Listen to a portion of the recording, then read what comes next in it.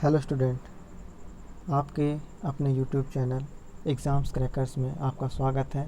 मैं राहुल सर आज आपके लिए लेके आया हूँ टॉप 12 जीके की क्वेश्चन। अगर आपको इसकी पीडीएफ चाहिए हो तो आप हमारा Telegram channel exams crackers join कर सकते हैं। लिंक आपको डिस्क्रिप्शन बॉक्स में मिल जाएगी, या फिर आप अपने टेलीग्राम पर जाकर एग्ज़ाम्स क्रैकर्स लिख कर सर्च करें और हमारे चैनल से जुड़ सकते हैं। हमारे टेलीग्राम चैनल पर आपको फ्री डेली पीडीएफ मिल जाते हैं, करंट अफेयर्स मिल जाते हैं, क्विज डेली होती है और ऑनलाइन फ्री टेस्ट भी आप दे सकते हैं, मॉक होते हैं और अपने किसी भी डाउट का डिस्कशन भी आप हमारे टेलीग्राम चैनल पर कर सकते हैं। ओके, तो चलिए बिना देर किए आगे बढ़ते हैं। तो जैसा कि आपको पहला क्वेश्चन दिखाई दे रहा है, भारत में राष्ट्रीय खेल दिवस कब मनाया जाता है? पहला क्वेश्चन है, भारत में राष्ट्रीय खेल दिवस कब मनाया जाता है? आपका ऑप्शन है ए 29 अगस्त, बी 16 मई, सी 22 मार्च या डी 29 अप्रैल। तो आपका सही जवाब क्या होगा? 29 अगस्त। जैसा कि आपको पता ही है, खेल दिवस 29 अगस्त को मनाया जाता है। क्यों मनाया जाता है, किसके उपलक्ष्य में मनाया जाता है, तो इस पर थोड़ा सा ध्यान देते हैं। तो यह मेजर ध्यानचंद, जो कि एक हॉकी के खिलाड़ी थे, इनको हॉकी का जादूगर भी कहा जाता है, इनके जन्मदिवस के उपलक्ष्य में मनाया जाता है। तो इसकी थीम क्या थी 2019 की? Fit India, young India. अभी 2020 का होना बाकी है। तो 2019 का थीम क्या थी? Fit India, young India. अब अदर ऑप्शन को हम डिस्कस कर लेते हैं। जैसा 16 मई, 16 मई को क्या मनाया गया था? 16 मई को मनाया गया था इंटरनेशनल डे ऑफ लाइट। ये किसके द्वारा जारी होता है? ये यूनेस्को द्वारा जारी होता है। यूनेस्को की स्थापना 4 नवंबर 1946 को हुई थी। इसका हेडक्वार्टर पेरिस में है, फ्रांस में। और पेरिस कहाँ पे है? यह सीन नदी के किनारे स्थित है। और यूनेस्को के महानिदेशक कौन है? तो ऑड्री अजोले हैं। ओके, ये कुछ बातें आप ध्यान रखिएगा। अगर आपने कुछ भी ना समझ में आया हो तो आप एक बार वीडियो को रिवाइंड कर लीजिएगा। ओके, अगला ऑप्शन डिस्कस करते हैं। 22 मार्च। 22 मार्च को क्या मनाया जाता है? 22 मार्च को मनाया जाता है world water day. Okay, world water day. तो वर्ल्ड वाटर डे, तो इस बार 2020 की थीम क्या थी वर्ल्ड वाटर डे की? वाटर एंड क्लाइमेट चेंज, ये थी इस बार की थीम। अब आता है 29 अप्रैल। तो 29 अप्रैल वर्ल्ड वाइल्ड फंड डे, यानी वर्ल्ड वाइल्ड फंड, ये मनाया जाता है। और इसके थोड़ा और हम डिस्कस करते हैं तो जानते हैं वर्ल्ड वाइल्ड फंड, इसके ब्रांड एम्बेसडर अभी बनाए गए हैं हाल ही में, विश्वनाथ आनंद जी बनाए गए हैं। विश्वनाथ आनंद कौन है? ये शतरंज के महान खिलाड़ी हैं। इनको राजीव गांधी पुरस्कार सबसे पहले दिया गया था। यानी सबसे पहले अगर पूछा जाए कि सबसे पहले राजीव गांधी पुरस्कार किसे दिया गया था, तो खेल के क्षेत्र में विश्वनाथ आनंद जी को दिया गया था। इनकी एक बुक है जिसका नाम है माइंड मास्टर। यानी अगर आपसे पूछा जाए माइंड मास्टर के लेखक कौन है या किसकी है बुक, तो आप क्या बताएंगे? विश्वनाथ आनंद, ऑप्शन को टिक करेंगे। और कुछ समझ लेते हैं। तो 29 अप्रैल 1961 को, यानी 1961 को, 29 अप्रैल 1961 को इसकी क्या स्थापना हुई थी वर्ल्ड वाइल्ड फंड की। और इसका हेडक्वार्टर कहाँ पे है? हेडक्वार्टर इसका है स्विट्ज़रलैंड में। ओके, और अब नेक्स्ट क्वेश्चन की ओर आगे बढ़ते हैं। तो नेक्स्ट क्वेश्चन जैसा कि आपको दिखाई दे रहा है, सेकंड क्वेश्चन है, किस पोषक तत्व की कमी से घेंगा रोग होता है? तो आपका ऑप्शन है कैल्शियम, आयोडीन, हार्मोन या विटामिन। आपको सही जवाब पता ही है, आयोडीन। आयोडीन कमी से घेंगा रोग होता है। ओके, अब कुछ अदर ऑप्शन जो हैं उनको डिस्कस कर लेते हैं, किससे संबंधित हैं। तो कैल्शियम की कमी से आपकी हड्डियाँ क्या होती हैं? मजबूत नहीं रहती हैं, हड्डियाँ टूट जाती हैं। कैल्शियम किस में पाया जाता है? दूध या दूध से बनी चीज़ों में पाया जाता है calcium. Okay, next C option क्या है? हार्मोन। हार्मोन क्या होते हैं? हार्मोन जो होते हैं आपके बॉडी के विकास में आपकी मदद करते हैं। विटामिन जो होते हैं आपको जो बाहरी बैक्टीरिया या वायरस होते हैं उनसे लड़ने में आपकी मदद करते हैं विटामिन। जब अब ये विटामिन के बारे में और जानना हो तो इसके ऊपर हम एक वीडियो बना देंगे। अगर आपको उसके ऊपर वीडियो चाहिए हो तो आप हमें कमेंट बॉक्स में बताइएगा। तो जितने भी विटामिन होते हैं, जैसे में घुलनशील विटामिन, वसा में घुलनशील विटामिन, इनके सब के बारे में एक पूरी वीडियो बना दी जाएगी, इनसे होने वाले रोग वगैरह वगैरह। ओके, चलिए आगे बढ़ते हैं। क्वेश्चन नंबर 3 क्या कह रहा है कह रहा है फूल पत्ती की कढ़ाई का काम मूलतः किस राज्य में किया जाता है। ऐसे क्वेश्चन अधिकतर आपको देखने को मिल जाते हैं NTPC, SSC और भी ऐसे ही रेलवे जैसे और भी जितने एग्ज़ाम होते हैं उनमें देखने को मिल जाता है। ओके, ये क्वेश्चन बहुत ही इंपॉर्टेंट होते हैं।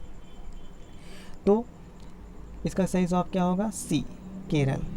केरल में फूल पत्ती कढ़ाई के लिए मशहूर है। अब अदर ऑप्शन जो है उसको डिस्कस कर लेते हैं। नागालैंड, नागालैंड जो है अभी यहाँ पे हॉर्निबल महोत्सव यहाँ मनाया जाता है, इसके लिए यह प्रसिद्ध है, जो कि 1 से 10 दिसंबर के बीच मनाया जाता है। वहाँ की संस्कृति के बारे में। अब उत्तर प्रदेश किस लिए फेमस है? तो उत्तर प्रदेश किस लिए फेमस है? उत्तर प्रदेश अपनी जनसंख्या के आधार पर सबसे बड़ा राज्य है। दूसरा चीज़, यूपी में सबसे पहले ट्रांसजेंडर यूनिवर्सिटी खोली गई है। यूपी प्रसिद्ध है अपनी चिकनकारी। चिकनकारी क्या होता है? एक प्रकार की कला है जो कि कपड़ों पर की जाती है, और इसके लिए प्रसिद्ध राज्य लखनऊ है। यहाँ के यूपी के राज्यपाल हैं आनंदीबेन पटेल और मुख्यमंत्री योगी आदित्यनाथ हैं। ओके, लोकसभा सीटें कितनी हैं? लोकसभा सीटें यहाँ पे 80 हैं, 80 लोकसभा सीटें हैं। ओके, सबसे अधिकतम।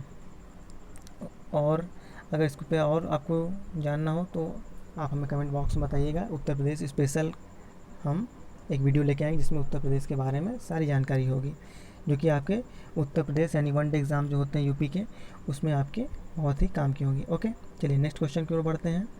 नेक्स्ट क्वेश्चन नंबर 4 क्या कह रहा है? कह रहा है निम्नलिखित में से कौन सा हिंद महासागर में अन्य 3 की अपेक्षा अधिक बार होता है?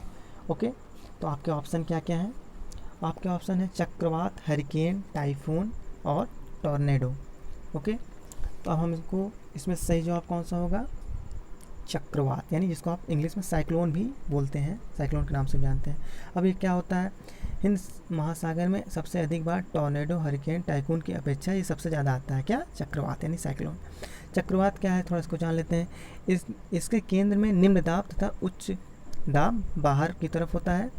एक होता है प्रति चक्रवात, ये होता है इसके केंद्र में उच्च दाब तथा बाहर निम्न दाब होता है। अब टॉर्नेडो ये क्या है? ये क्या है? ये है यह USA यानी अमेरिका के तट पर उत्पन्न होने वाला तूफान है, यानी ये USA में आता है। ओके, अब टाइफून क्या है? ये प्रशांत महासागर, चीन सागर में यह चक्रवात उत्पन्न होता है, यानी सभी जो हैं ये समुद्रों में आने वाले तूफान, महासागरों में आने वाले तूफान हैं। ओके, चलिए अगला क्वेश्चन देखते हैं। क्वेश्चन नंबर 5 क्या कह रहा है? कह रहा है भारत के कुछ राज्यों के निर्माण के संदर्भ में निम्नलिखित में से कौन सा कालानुक्रम सही है? मतलब किस काल में वो गठित हुए थे उनको आपको बताना है। तो बहुत ही ईजी क्वेश्चन है, ऐसे क्वेश्चन अधिकतर आपको एग्ज़ाम में देखने को मिल ही जाते हैं और बहुत ही इंपॉर्टेंट क्वेश्चन है। तो चलिए डिस्कस करते हैं। तो इसमें से आपका ऑप्शन कौन सा होगा? D option. ओके, पहले सिक्किम बना था, कब बना था? 1975 में। ओके, फिर मिज़ोरम आया 1987 में, फिर अरुणाचल प्रदेश आया वो भी 1987 में, और आखिरी में गोवा, ये भी 1987 में। ओके, चलिए नेक्स्ट क्वेश्चन डिस्कस करते हैं।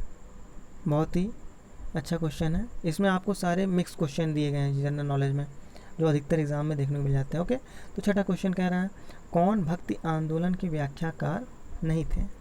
बहुत इंपॉर्टेंट क्वेश्चन है। तो ऑप्शन है आपके रामानंद, कबीर, शंकराचार्य या नानक जी, गुरु नानक देव। ओके, तो यहाँ आपका ऑप्शन शंकराचार्य सही हो जाएगा। ओके, शंकराचार्य भक्ति आंदोलन से इनका कोई संबंध नहीं है। बाकी आपके रामानंद हुए, कबीर जी हुए, गुरु नानक देव हुए, ये सब भक्ति आंदोलन से संबंधित हैं। ओके, अब कुछ और बातें जान लेते हैं कबीर जी के बारे में। इनकी रचना है साखी शबद रमैनी, जो कि बीजक में संग्रहित है। ओके, और दक्षिण भारत से उत्तर भारत भक्ति आंदोलन लाने का श्रेय किसको जाता है? रामानंद जी को जाता है। ओके, चलिए अब आगे नेक्स्ट क्वेश्चन की ओर बढ़ते हैं। क्वेश्चन नंबर 7 कह रहा है कृष्ण देव राय के दरबार में निम्नलिखित में को अष्टदिग्गज कहा जाता था। तो उनके दरबार में 8 महान कवि थे, उनको कहा जाता था, या दरबार में 8 महान मंत्री थे। ऐसे ऐसे आपके 4 ऑप्शन है। तो इसमें सही ऑप्शन कौन सा होगा? आप में से बहुत लोगों को पता होगा। तो यहाँ पे आपका सही जवाब क्या हो जाएगा? महान कवि। उनके दरबार में 8 महान कवि थे, उन्हीं को अष्टदिग्गज के नाम से जाना जाता है। अब थोड़ा और डिस्कस कर लेते हैं। ये क्वेश्चन काफ़ी बार इसमें काफ़ी कन्फ्यूज़न हो जाता है बच्चों को, इसके लिए हम थोड़ा सा और डिस्कस करना चाहेंगे। तो अब जान लीजिए शिवाजी के शासनकाल में 8 महान मंत्रियों का समूह था जिसे अष्टप्रधान कहा जाता है। ओके, ये भी कभी कभी क्वेश्चन पूछ लेता है। अब अकबर में दरबार में जो थे उनको नवरत्न कहा जाता है। ठीक, अब अगला क्वेश्चन देखते हैं। क्वेश्चन नंबर 8 क्या कह रहा है? क्वेश्चन नंबर 8 में बहुत इजी क्वेश्चन है। शिवाजी के वंशजों के तत्काल बाद मराठा राज्य की सत्ता संभालने वाले उत्तराधिकारी थे। ये क्वेश्चन काफ़ी बार पूछा जाता है और बच्चे इसको अधिकतर गलत करके आते हैं। क्यों? क्योंकि कन्फ्यूज़न हो जाता है। ओके, तो यहाँ पे बालाजी, पेशवा, होलकर, गायकवाड़ ये सभी मराठा वंश से संबंधित हैं, लेकिन यहाँ पे आपका सही जवाब जो होगा वो होगा बी ऑप्शन, पेशवा। शिवाजी के वंशजों के बाद मराठा राज्य की सत्ता को संभालने वाले उत्तराधिकारी थे पेशवा जी। ओके, और इनके बाद थोड़ा जान लीजिए। शिवाजी का उत्तराधिकारी उसका पुत्र संभाजी था, लेकिन उनकी हत्या कर दी गई थी 1689 में। और जान लीजिए थोड़ा सा पेशवा के बारे में। तो 1783 में साहू ने बालाजी विश्वनाथ को पेशवा बनाया और इनकी मृत्यु कब हुई थी? 720 में। अंतिम जो पेशवा थे बाजीराव सेकेंड थे। अंग्रेज़ों ने 1818 में यानी 1818 में पेशवा पद को समाप्त कर दिया। ओके, चलिए अब नेक्स्ट क्वेश्चन की ओर बढ़ते हैं। तो अगला क्वेश्चन क्या कह रहा है? क्वेश्चन नंबर 9 देखिए। क्वेश्चन नंबर 9 कह रहा है राष्ट्रध्वज के डिजाइन को भारतीय संविधान के निम्नलिखित में किस वर्ष में अंगीकार किया गया या अपनाया गया? दोनों एक ही वर्ड है। ठीक, तो कब अपनाया गया था? आपका सही जवाब हो जाएगा जुलाई 1947। ओके, जुलाई 1947 में अपनाया गया था। अगला क्वेश्चन देखिए। अगला क्वेश्चन कह रहा है मौलिक अधिकारों का उल्लंघन का कोई विवाद प्रस्तुत किया जा सकता है। तो ऐसा कोई विवाद जहाँ पे आपको लगे कि आपके मौलिक अधिकारों का हनन हो रहा है या आपके मौलिक अधिकार आपसे छीने जा रहे हैं, तो आप किसी भी न्यायालय यानी सर्वोच्च न्यायालय या उच्च न्यायालय कहीं पे भी जा सकते हैं। तो आपका ऑप्शन सी यहाँ पे सही हो जाएगा। ओके, आप किसी भी न्यायालय में जा सकते हैं। अब अगला क्वेश्चन डिस्कस कर लेते हैं। क्वेश्चन नंबर 11 कह रहा है भारत एवं पाकिस्तान का विभाजन किसके तहत हुआ था?